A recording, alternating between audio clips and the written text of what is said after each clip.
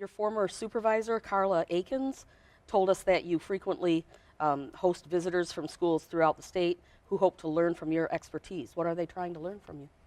I think it's hard to start a STEAM program, and a lot of times it's kind of pulling from different curriculums and you kind of put it together yourself.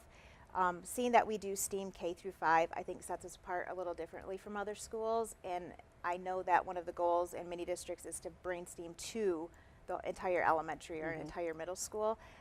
I think we've been pretty successful at that, so they've enjoyed coming in and seeing how our rotation goes. How do you teach this, like the same lesson 4 days in a row to the single grade level?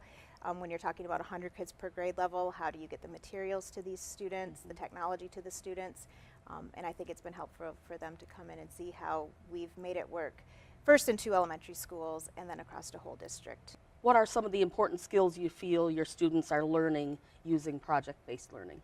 3rd grade, our animal rescue, a tiger has fallen into an enclosure at the zoo, so they use simple machines to try to get the tiger out. We had a group that when they went to present how they saved the tiger, they flat out said, "We failed." And I told them, I said, you know, own it if you did, but the vocabulary they used afterwards to explain why they failed, listed all the simple machines they used, why it didn't work as a compound machine, used unbalanced forces, it didn't have enough support, and that's where I praised them and said, you failed, but look how much you learned. Yeah. Is that really a failure? I rearrange my groups after every module that we do, so they learn to work with people that aren't their best friends, some people that they don't get along with, but for the 4 or 5 weeks that we do the module, learning to put aside those differences, agree to disagree.